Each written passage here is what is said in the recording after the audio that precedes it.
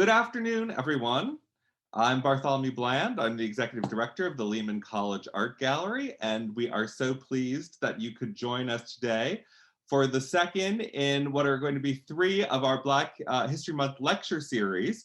If you remember last week, we were joined by Professor Eve Uri, who did a fascinating talk on Harriet Jacobs' incidents in the life of the slave girl.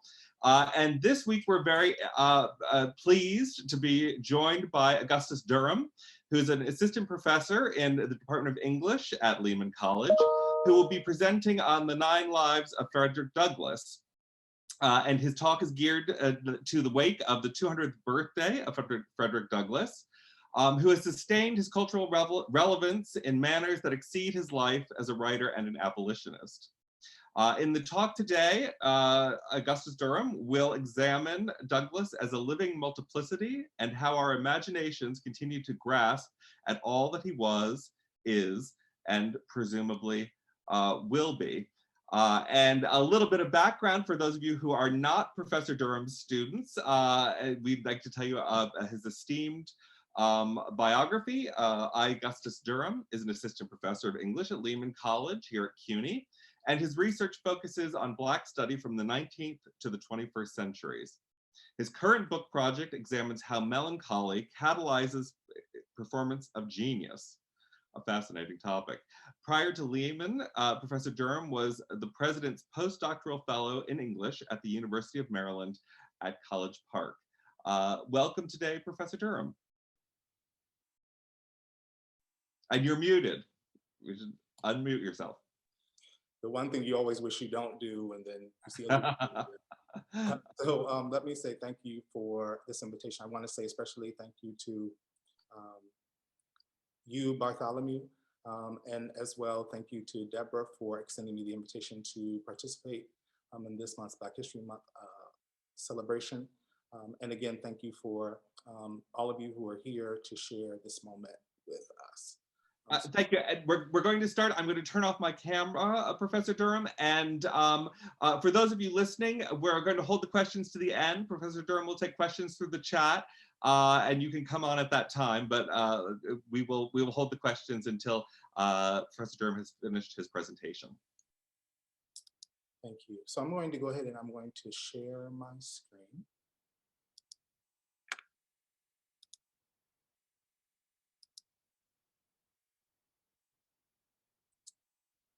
So the title of my talk today is The 9 Lives of Frederick Douglass.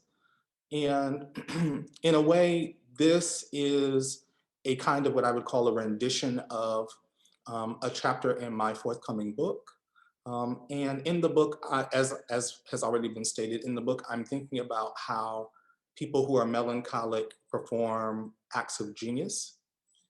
And in particular, I'm looking from in the 19th, 20th, and 21st centuries. And so this rendition of the longer chapter on Frederick Douglass is really a kind of primer for some of the things I argue, but in a kind of less overly theoretical and prosaic form. But nonetheless, you will understand what I'm kind of getting at. So the 9 Lives of Frederick Douglass. And I'll also be reading from my iPad. So when I look down, it's because I'm reading from my iPad.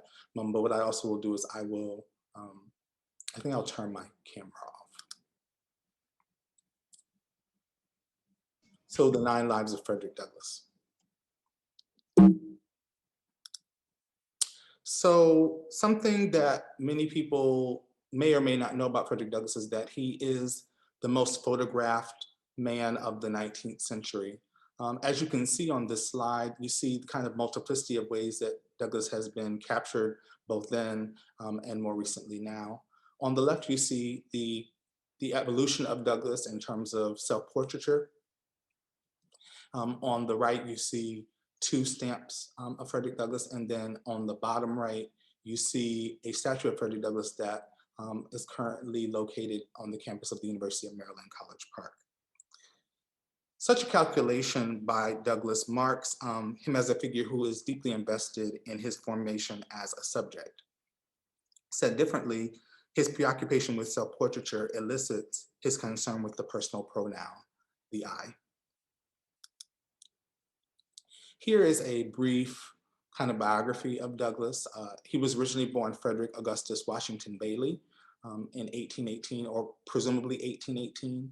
Hence why in the kind of synopsis for the lecture today, I mentioned that in the wake of his 200th birthday, which would have been now roughly 3 years ago.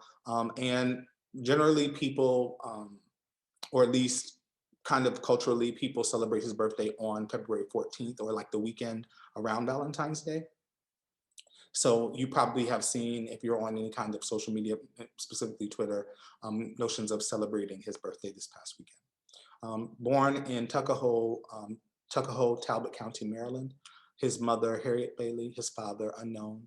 His grandparents, Betsy and Isaac Bailey. Betsy was a midwife, Isaac was a sawyer, and he was the fourth of 7 children: Perry, Sarah, Eliza, Kitty, Ariana, and Harriet. What Douglas is probably most well known for is his autobiographies. So here you have the 3 primary texts that most people know or refer to when thinking about Douglas. Likely the most well-known of the writing is the 1845 narrative of the life of Frederick Douglass. The second piece of writing is My Bondage and My Freedom, and then The Life and Times of Frederick Douglass. And again, you see 1845, 1855, and 1892. The writing of these autobiographies only furthers the cultural lore of Douglas, as each successive text is longer than its predecessor and more meaningful to his understanding of self. In all, this enlivens thinking about who Douglas was, is, and will be.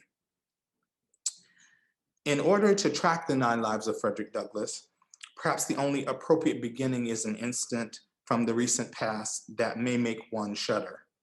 A preface as we commence chronological and discontinuous readings of Douglas as a singular multiplicity. During this month, we honor the tremendous history of the African Americans throughout our country, throughout the world, if you really think about it, right? And their story is one of unimaginable sacrifice, hard work, and faith in America. I've gotten a real glimpse during the campaign. I'd go around with Ben to a lot of different places that I wasn't so familiar with. They're incredible people.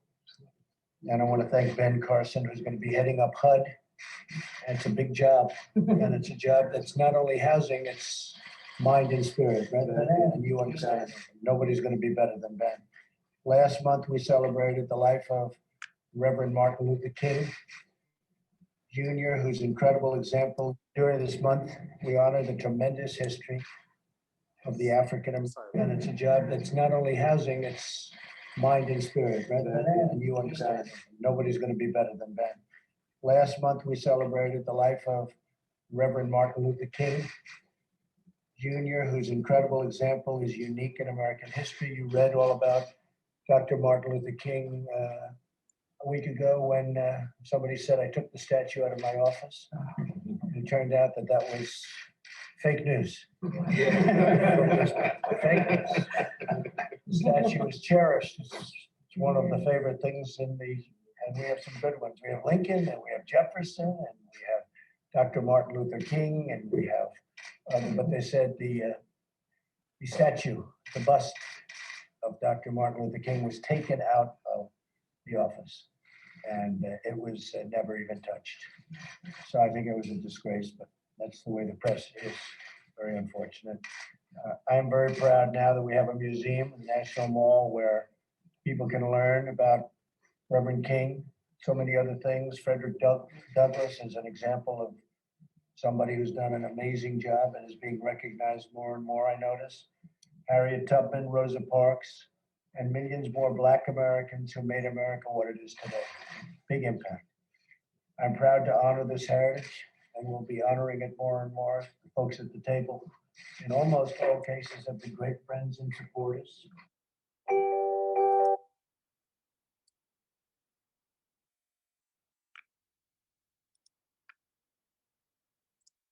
This footage has meta-narrative quality. To begin, the angle of the camera casts the speaker being flanked entirely by Black presenting people, 2 behind him and 1 to his immediate right. And outside the frame, a Black woman sits to his immediate left. This staging is a projection of both his centrality in and to the press conference and the ostensibly racialized support of the content as if those around him are breathing bookends. Moreover, one notes that the speaker inserts himself into Black History Month, specifically regarding the bust of Martin Luther King Jr., as if he is one of or a proponent for the quote unquote, the African Americans. Nevertheless, for our purposes, I am most intrigued by the discussion of Douglas insofar as the speaker mentions him as if he is still alive. Although this video has engendered significant internet fodder, almost 4 years to the day, it implies how transcendent the autobiographer for these shared moments today is to the cultural imaginary, such that we might opine, you think you know him, but you have no idea.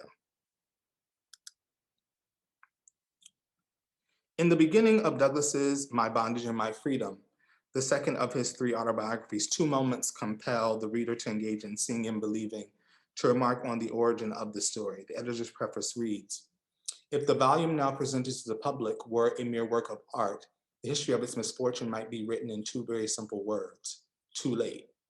The nature and character of slavery have been subjects of an almost endless variety of artistic representation. And after the brilliant achievements in that field, and while those achievements are yet fresh in the memory of the million, he who would add another to the legion must possess the charm of transcendent excellence, or apologize for something worse than rashness. The reader is therefore assured with all due promptitude that his attention is not invited to a work of art, but to a work of facts. Facts, terrible and almost incredible it may be, yet facts nevertheless.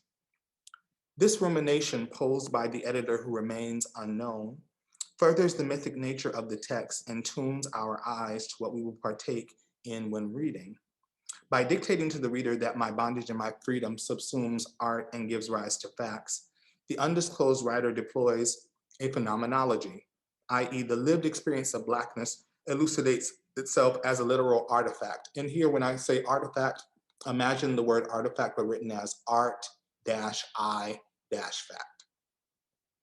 Put another way, quote, if My Bondage and My Freedom consists of so many facts about slavery, one wonders if the artistic temperament of narrative of the life of Frederick Douglass, Douglass's first and arguably the literary defining ex-slave autobiography, did not in fact require the latter one's urgent facticity, end quote. Thus the hope is to encounter the I somewhere in the in-between of art and facts with the eyes today. While these opening musings oblige one to read the words of the nameless editor and as facts, the second instance of sight and belief veers toward art, even the speculative, as a methodology. James Mckeon Smith, Black American physician and abolitionist of the 19th century, authors the introduction to My Bondage and My Freedom, and he begins by praising Douglass as a man of such esteem that, quote, mankind should pay him the tribute of their admiration because he raises himself from the lowest condition in society to the highest, end quote. Even more having received, quote, the cordial and manly greetings of the British and Indian audiences in public, and the refinement and elegance of the social circles in which he mingled, he affords himself stature not only as an equal, but as a recognized man of genius, end quote. But near the end of these opening remarks, Smith locates Douglass at that artifactual nexus. I asked William Whipper whether he thought Mr. Douglass's power inherited from the Negroid or from what is called the Caucasian side of his makeup. After some reflection, he frankly answered, I must admit, although sorry to do so, that the Caucasian predominates. At that time, I almost agreed with him, but facts narrated in the first part of this work throw a different light on this interesting question. In the absence of testimony from the Caucasian side, we must see what evidence is given on the other side of the house. This excerpt of New Historicism commences sweeping the house that race built in light of the absence on the other side of the nuclear household. Born to, quote, his mother, Harriet Bailey, daughter of Isaac, a freeman, and Betsy Bailey, end quote, Douglass was ignorant of the elementary facts of his birth. He was told his father was a white man, but he never learned the man's identity. The suspicion surrounding his birth requires Smith to read past the artfulness of his question regarding intellect to Whipper, another Black abolitionist, to engage in a fact-finding mission linked to racialization. However, Douglas leaves theoretical and affective clues regarding the other side that is his mother.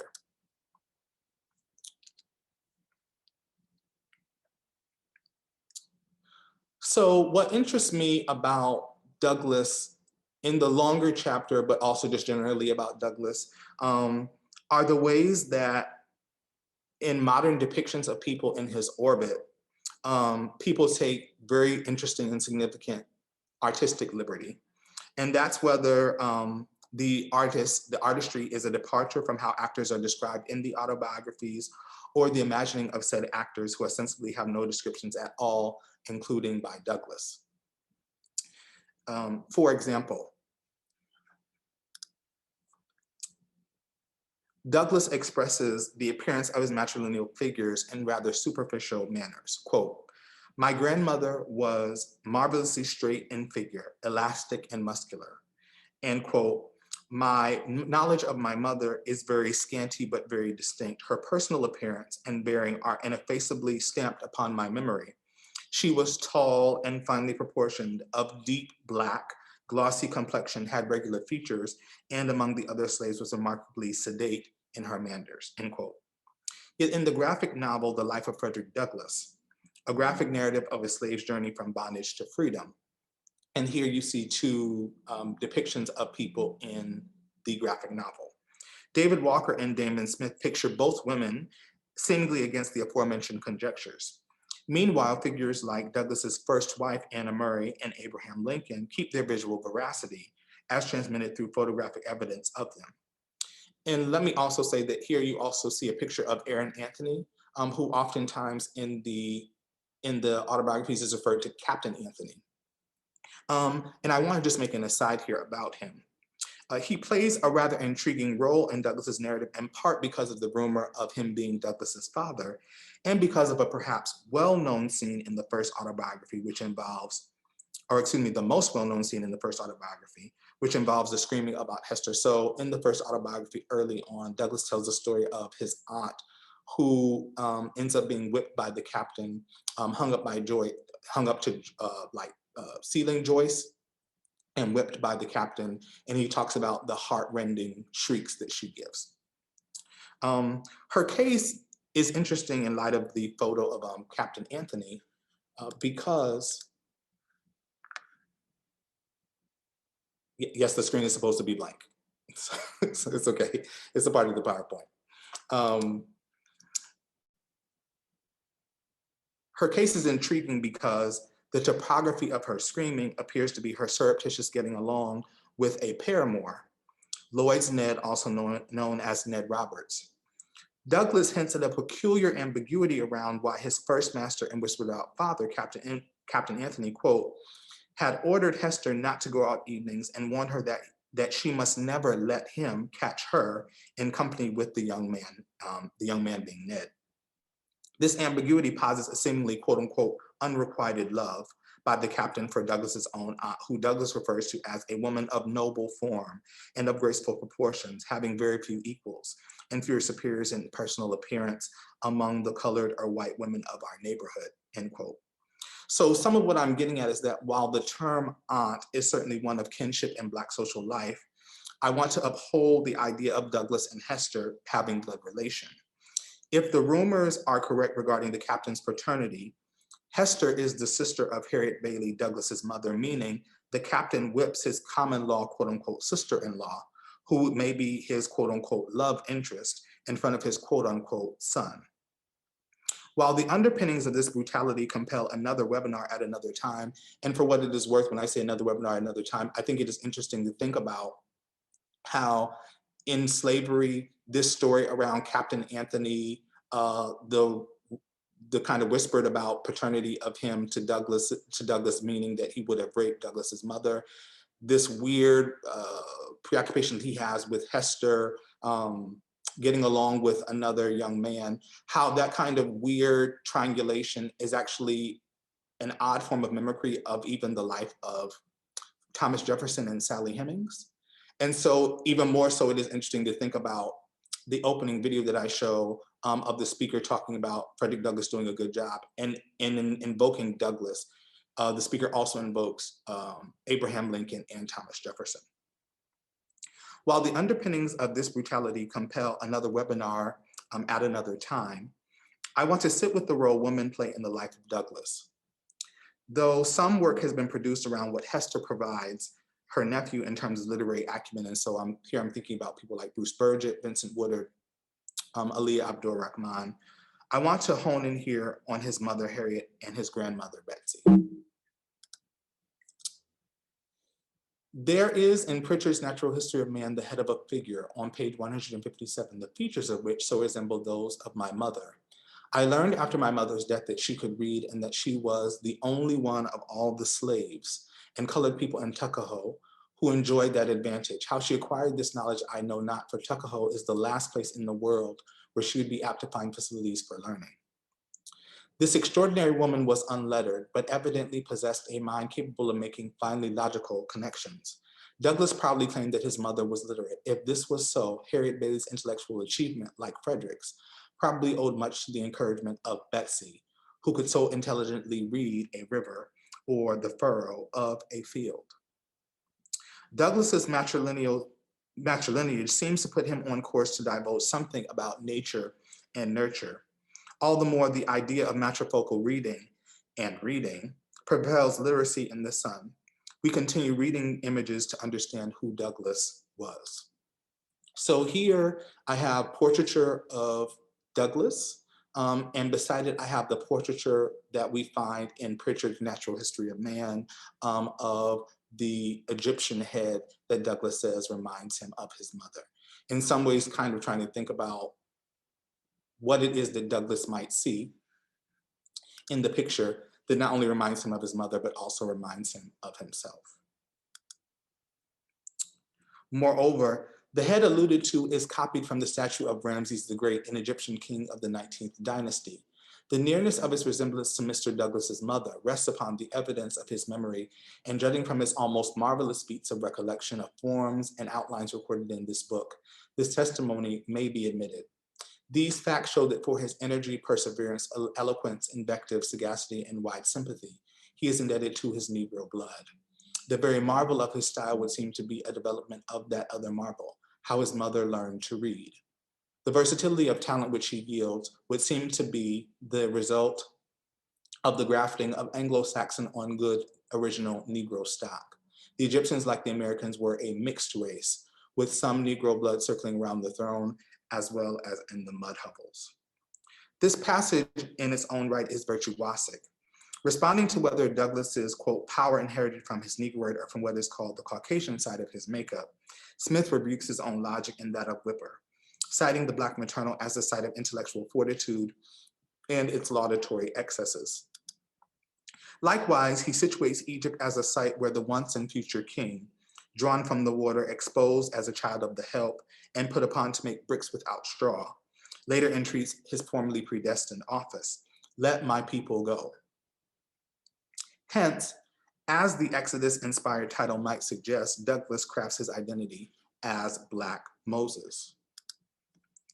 Exercising the politics of citation, he proceeds to give credit where it is due. That a field hand should learn to read in any slave state is remarkable, but the achievement of my mother, considering the place, was very extraordinary. And in view of that fact, I am quite willing and even happy to attribute any love of letters I possess and for which I have got, despite of prejudices, only too much credit, not to my admitted Anglo-Saxon paternity, but to the native genius of my sable, unprotected, and uncultivated mother, a woman who belonged to a race whose mental endowments it is, at present, fashionable to hold in disparagement and contempt. Though simplistic, based on our contemporary standards, to call a woman, let alone one enslaved, a genius, is a paradigmatic act for Douglass's moment. All the more, such a designation takes on a kind of sentimentality for him precisely because he narrates in the autobiographies that he did not know his mother except through nighttime visits to put him to bed, acts that were only accomplished by her walking 12 miles one way to see him. Thus, I would assert that Douglass produces out of his melancholy. That is, he creates despite the loss of his mother due to the hand of slavery. Considering her death and his ongoing maturation, one may surmise Douglass to have the blues. This becomes clear when he shares his own performative interiority. I did not, when a slave, understand the deep meaning of those rude and apparently incoherent songs. I myself was within the circle so that I neither saw nor heard as those without might see and hear. They were tones loud, long, and deep. The hearing of those wild tones always depressed my spirit and filled me with ineffable sadness. And while I am writing these lines, an expression of feeling has already found its way down my cheek. The songs of the slaves represent the sorrows of his heart, and he is relieved by them only as an aching heart is relieved by tears. I have often sung to drown my sorrow, but seldom to express my happiness. Crying for joy and singing for joy were alike uncommon to me while in the jaws of slavery. The singing of a man cast away upon a desolate island might be as appropriately considered as evidence of contentment and happiness as the singing of the slave. The songs of the one and the other are prompted by the same emotion. Here I want to assert that Douglass is the first blues man in Black studies, such that he foreshadows what Clyde Woods would call the blues epistemology. In the chapter, The Blues Tradition of Explanation, Woods addresses his formulation from the onset, quote, "A long-standing African-American tradition of explaining reality and change. This form of explanation finds its origin in the processes of African-American cultural construction within and resistance to the antebellum plantation regime. The blues epistemology is embedded, necessary, and reflective. It is a self-referential explanatory tradition. To be an acolyte of this thought process is to be aware of one's interior while also being critical of the surrounding ideology. Douglass's blues outlines a distinct experience colored by loss such that his auricular memory brings him back to that circle and compels him to cry, to relieve his aching heart, to keep from languishing. He transitions from the dense old woods to the presumptive desk at which he writes while weeping. This parallels what Wood goes on to express as a block, a quote, alliance, a bargain, or a contract between disparate ethnic, gender, class, and other elements. Two blocks comprise the blues epistemology and mutually feed each other in the cause of erecting collectivities, the plantation block and the blues block. Working at the intersection of common sensibility and artful pragmatism, these blocks are Black expressions of lofty goals. And when Woods completes the chapter by opining that, quote, the blues are the cries of a newer society being born, end quote, he validates the tenor of the maternal enabling the performative. Douglass's narrative forwards the intelligibility of Woods' episteme as the text marks itself as a progenitive force. Woods' blocks are artifactual, sources that remark on the source who resides between art and facts. And we see what is born of Douglas's epistemic blues in the 20th century. So here we have The Souls of Black Folk in 1903. And interestingly about The Souls of Black Folk is that each of the chapters begins with music notation. So The Souls of Black Folk in 1903. In 1952, we have Ralph Ellison's Invisible Man. In 1963, Leroy Jones, who later was known as Amiri Baraka's The Blues People, Negro Music in White America. James H. Cone's is The Spirituals and the Blues. James H. Cone was a well-known Black liberation theologian. And then in 1999, Blues Legacies and Black Feminism by Angela Davis. So you see that coming out of Douglass's writing about the blues, that it really does usher in blues criticism in a particular way in the long 20th century. And again, Douglass is writing in the mid-1800s.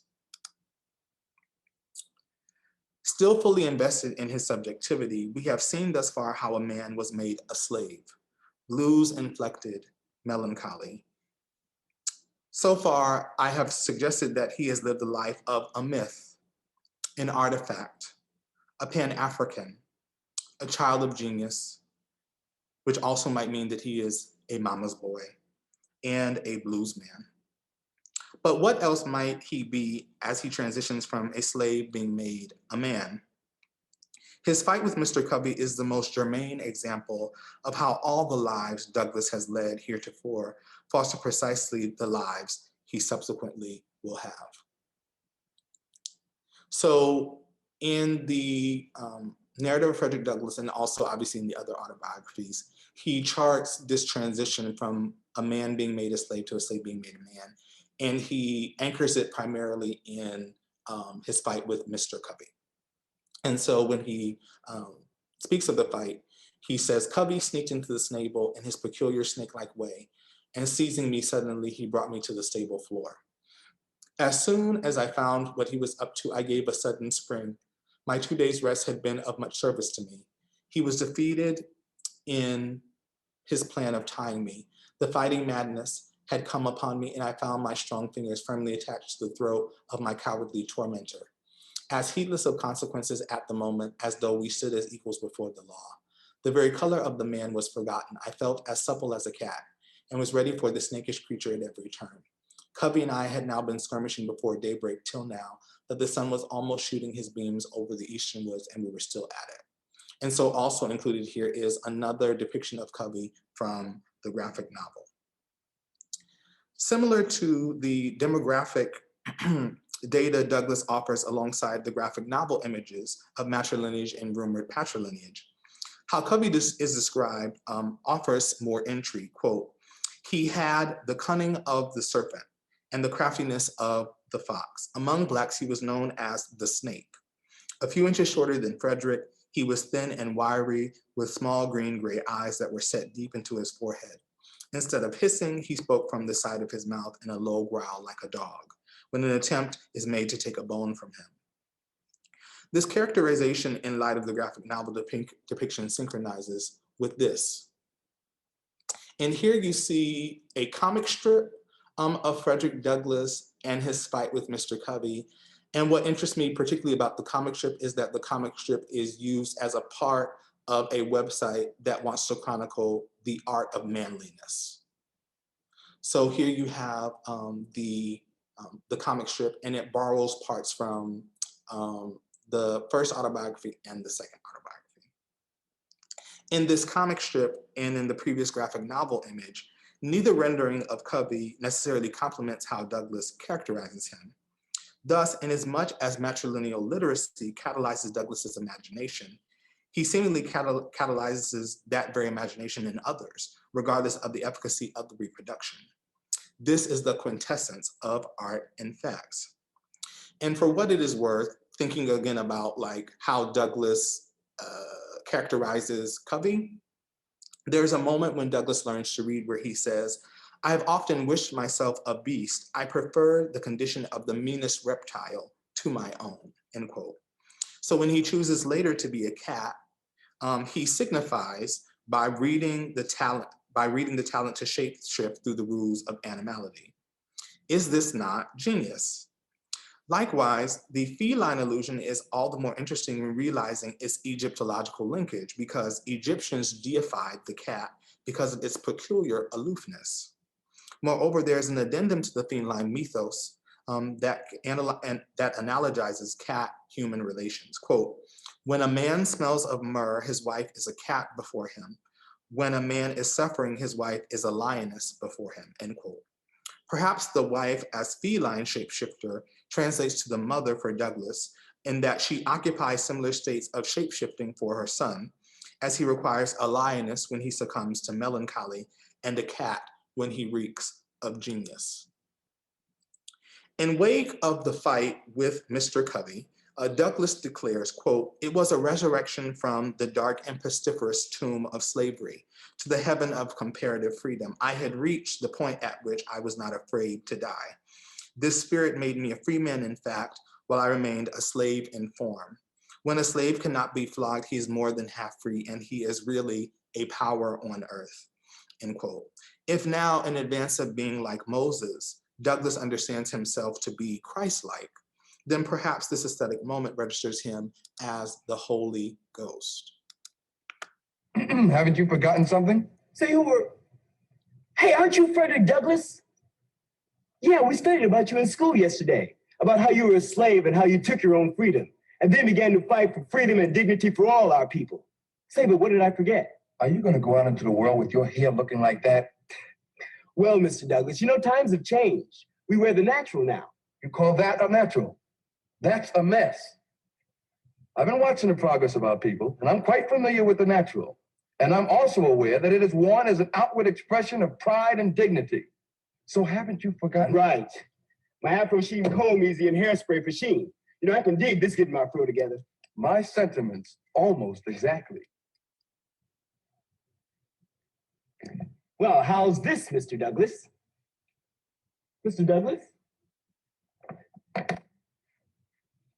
Man, ain't nobody gonna believe this. This commercial ran between segments of, quote unquote, the hippest trip in America, Soul Train. In this particular treatment, Douglas materializes at a teenager's bedroom door as he prepares to leave home with an unkept natural. What intrigues me about the commercial are the subtle hints displayed that allude to much of what I have meditated on today. The poster of Jesse Jackson, right here. The Pan-African mask, right here. And the university wall banners for Iowa, Illinois, and other institutions. Right here. So here you have, again, visuality, Pan-Africanism, and the life of the mind, or literacy.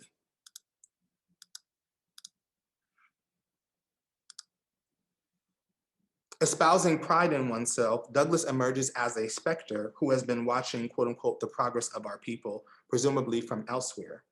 This moment is both nostalgia for this hero and an opportunity for viewers of Soul Train, some perhaps unlearned about Douglas, to get hip to his trip. Put another way, beholding such footage during a show invested in cultural uplift is suggestive of what Isaac Julian, via his own treatment of Douglas, deems lessons of the hour. Therefore, the 9 lives of Frederick Douglass, the myth, the artifact, the Pan-African, the child of genius or a mama's boy, the blues man, the cat, the comic hero, the pop culture icon. Although this listing only accounts for 8 lives, the 9th is presumably what remains to be seen, the unknown, the X for what shall come. What this then may mean is Douglas still provides teachable moments, ones that are forthcoming and will compel us to repeat as the natural-haired commercial character, ain't nobody gonna believe this. Thank you.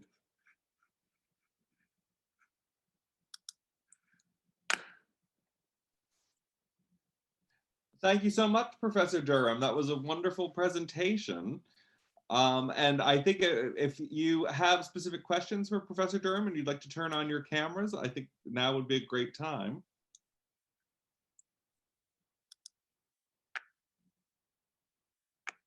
Oh, you're muted. Hi, Professor. This is Leo Hopewell. Hi. Hi. Something that interested me in some information that I had received, then kind of filled out, was how involved Frederick Douglass was in the suffrage movement. And then kind of hearing about how he lifted the thought of his mother up as a genius. How did that intersect? Well, certainly Frederick Douglass was a part of the suffrage movement. He became close with Elizabeth Cady Stanton and certainly, championed forms of suffrage. I think some of the complication certainly is, is the relationship with his mother a precursor to his relationship with other women? And I think that's an interesting question in part because in a lot of ways, there are any number of different kinds of narratives about Douglass that suggests that his relationship to women is perhaps very interesting or what we would call problematic in this moment. So one in particular that I think is that there is a story about when he married his first wife, Anna. He used to refer to her as mother. And then when she died, he married his second wife, Helen Pitts. And this is a ship where his wife, Anna Murray, is Black, his wife, Helen Pitts, is white. And in many ways, people have written about how this transition from first wife to the second wife is him basically kind of deracializing himself, right? But then at the same time, what's also interesting is that in the kind of interim of marrying his second wife, Helen Pitts, he takes up with a woman named Atelier Assing, and she is a German woman who actually translates the second autobiography, My Bondage and My Freedom, to German. And so what's interesting is that he takes up with her, and she ostensibly believes that when Douglas is ready to marry again, that she will marry him, or that he will marry her. And then when he does not and marries Helen Pitts, she then commits suicide. So in some ways, even though we do see these stories around Douglas taking up suffrage and and working with people like Elizabeth Cady Stanton, there is another side that suggests that even though we see his mother and he represents his mother as genius, that might not necessarily always be a window into how he treats women. It could be or couldn't be. I think that's definitely up for debate. Thank you. Thank you so much. Does anyone else have a question for Professor Durham? Hello, Professor Durham. Hi. Hi, my name is Saida. I just was really interested in the question of what I guess, and from the way that I had interpreted, is what gave him his confidence, and how it is wondered if it was his supposed father, the white man captain, I'm sorry, I forget his name. Captain Anthony? Yes, if it was him, were they close at all? Was there some type of like endearment during his childhood or towards this man, I'm sorry, to give him, to make that his goal, or to make that the reason why he wanted to be seen as, as I am a man, I'm see me as you would see, as you would see a white man, I am equal. Like, was there a relationship between them? So ostensibly, in terms of what the autobiographies dictate, there was no kind of endearing relationship between the two of them. Again, we see in the story about Aunt Hester that really Captain Anthony strikes fear in him. And again, there are these rumors that are swirling around whether or not he is Douglas's father. But I mean, in terms of thinking about Douglas, because it seems like what you're kind of asking is, where does Douglas get like the kind of preoccupation with being a subject or being a man? Yes. And so what I would say is that I think, Douglas is a really interesting figure, in part because in some ways, Douglas, and this is just generally understood in terms of the genre of autobiography, the way Douglas narrates himself is that he is exceptional. And so already, by way of him just writing 3 autobiographies, you see that this is a man who's deeply invested in a kind of subjectivity that would not have been available to him for any number of various reasons, including slavery, the moment, et cetera. And so I think that that's part of it. But the other thing too, which is maybe another interesting thing to consider about Douglas, is that throughout Douglas's travels as an abolitionist, one of the things that continues to pop up about Douglas is that he is also quite handsome. And so there's a part of me that really wants to argue that I think so much of Douglas's lore, so much of Douglas's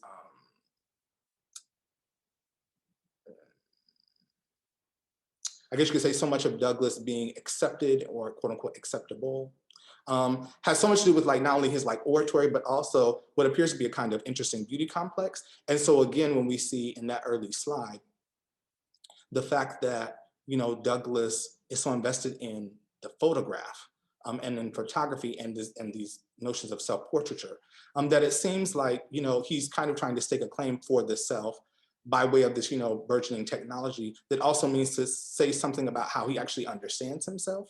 The other thing that I will say too is that in reading and reading about Douglas and writing about Douglas, it also seems clear that Douglas is reading, or at least is being affected by what appears to be Enlightenment thought around notions of like the subject and perfection. So I think that all of those things are playing into Douglas, and again, his like deep preoccupation with self-portraiture.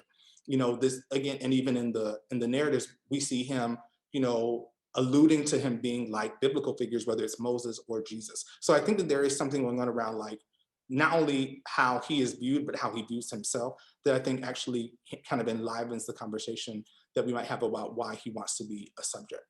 And I also believe that I think he succeeded in that.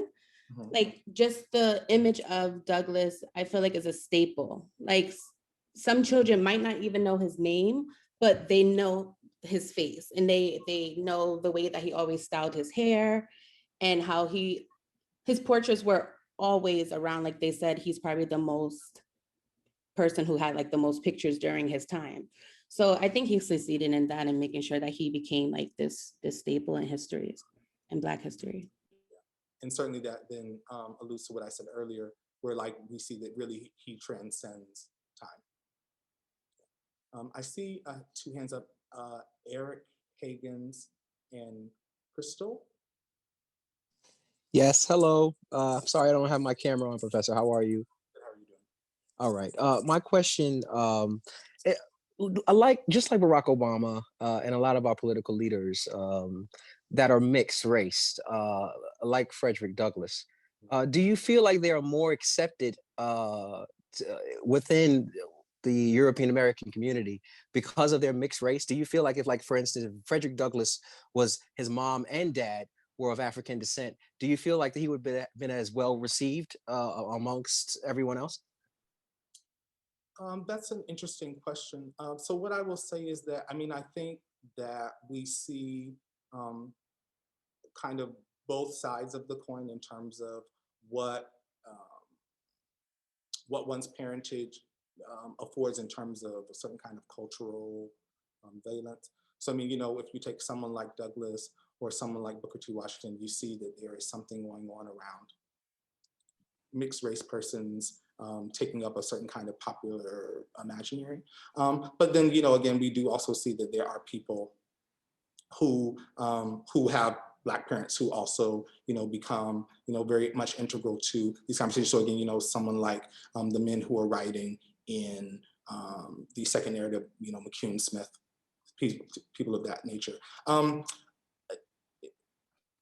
The conversation about being mixed race is interesting in part because I think that it's complicated. And so, in some ways, there is a way in which you can maybe make a case or see a through line from, say, Frederick Douglass to Barack Obama.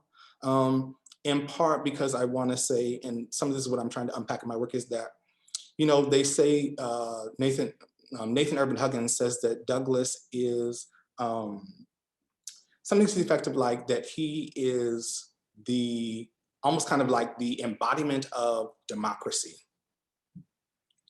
And so it is interesting to think about, so then it is interesting to think about like whether or not that embodiment of democracy is because presumably, again, you see this notion of like a slave who was made a man, and that even that slave as such is born out of violence and rape and things of that nature. So there is something, I think, there about a through line. But at the same time, what I would also say is that we'd also have to trouble, in some ways, even Douglass's own life as an adult, where he becomes an ambassador for the nation. So that in some ways, like insofar as the nation itself is a space that enslaves him, he also then becomes the face of it. So in many ways, like it kind of brings questions and conversations we have now about like, what does it mean to have representation that looks like us? And so I think that in some ways, like it only further complicates who Douglass is, even if it is the case that we might understand him to be this transcendent figure. Yes, no, thank you for that, Professor. It's good insight. Thank you. And then I see Crystal. Hello, Professor Durham. Oh, sorry. Hello. So I'm not as well versed as I would like to be in the history of Douglas. So I apologize if my question is a little elementary. But if I'm not mistaken, there was some instance or belief that he refused to celebrate Independence Day, which is an American holiday. But he also had an immense passion for education. So could you tell me if there was any way that he influenced or shaped just the ideals of American education and what that should look like as an African American? Well, I think certainly you see in the commercial, there's a way that Douglas is kind of reimagined in the 20th century as a kind of respectable figure. And what that means is that, you know, here he is showing up at this person's bedroom, suggesting something about, you know, what it means to go out unkept, right? And that, you know, like the progress of our people is such that, you know, you should go out and be kept. But again, for me, it is interesting to then see that the room is already projecting a certain kind of education and kind of literacy. But the other thing that I will say, and again, I kind of hinted at this in one part of my talk, is that, you know, Douglas has a really interesting relationship to education, only insofar as when he learns to read, he says that in a way he wished that he never learned, in part because now that he has gained education, he's now in a position where he now knows how bad things are. Like he knows, he now can, you know, he can now tell and can now discern how terrible the plight of the slave is. And so in those ways, I would say, you know, insofar as Douglas, and for what it's worth, he's also self-taught, right? So insofar as we do see this kind of, in the 20th century, this kind of reemergence of Douglas as this kind of respectable arbiter of respectability, you know, some people do their hair, that kind of thing. There's a way that in the 19th century, he definitely kind of traffics in some ambivalence around notions of education. And that's not to say that I don't think he's saying don't be educated, but he's saying that like with that gift comes a kind of curse, right? The curse that is, now that I know how to read, now I know how bad it is for the slave.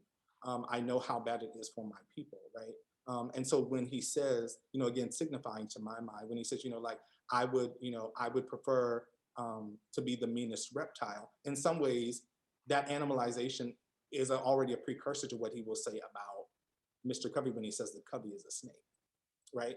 So that there's a way that he's already trafficking in these interesting tropes that to me just suggests a kind of sheer ambivalence. But at the same time, again, you know, like, I don't think he's making the case that that education is not important. I think he does say that, in part because that's what becomes the majority of his adult life when he becomes an abolitionist. I mean, and for that matter, he's traveling all over the world. So, you know, one of the things about Egypt that's interesting is that he actually goes to Egypt near the end of his life.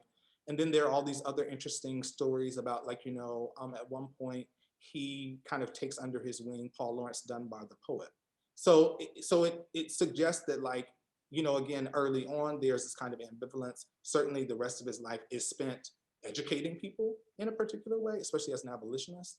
And then again, you know, like that by his kind of reemergence and certain transcendence in the 20th century, we see that he continues to kind of traffic in these tropes around education and knowledge. And for what it is worth too, maybe kind of in a more facetious way, is that more recently, he has been a figure who has been a part of Comedy Central's Drunk History. So that even then, he kind of has an interesting afterlife that I think is some of what I'm trying to get at when I say that he has 9 lives. Thank you. And yes, in the comments, someone said, Richard Wright, same as, yes. So you do kind of see a through line where the act of learning to read presents all of these new problems that perhaps did not exist before literacy comes. And so again, you know, like the fact that he's trafficking it through his mother, and even the fact that he says about his mother, she was not only the only one in Teco, but like there were no, how she learned is crazy because there were no facilities for her to learn, suggests that there is a kind of interesting ambivalence that exists around reading, even if it, again, gives a certain kind of knowledge acquisition and a window into the world at large. That was wonderful, Professor Durham. Thank you very much. I had a question myself. I was interested in the idea about fame. And how Frederick Douglass regarded his own fame. Do you have a sense that he felt it would last? And I was thinking about the 9 lives we were talking about that. Do you think that's kind of a result of fame, of sort of seeing that we project onto famous people at different times and places, these sort of prisms of what we want to find in ourselves? I mean, yeah, for sure. I mean, I think the fact that, I mean, there's a way that I'd make the case that, you know, he's born in 1818, he dies in 1895. So I mean, like in many ways, he actually lives the majority of the 19th century, presumably, right?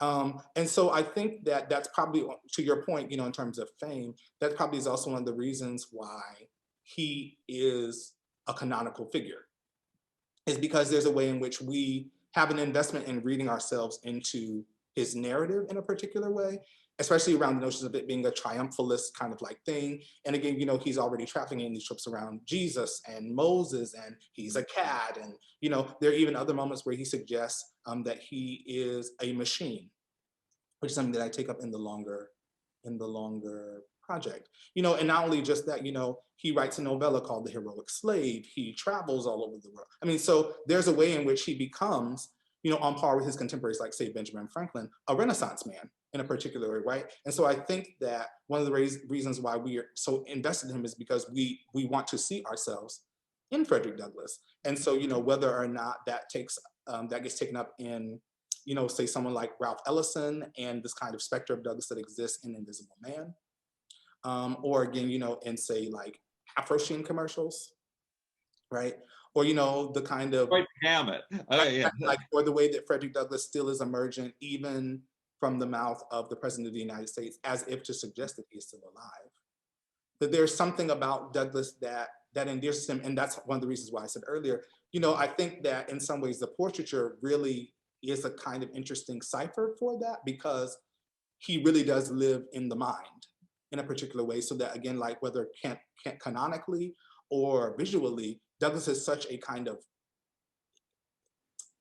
he always is there in a kind of interesting way.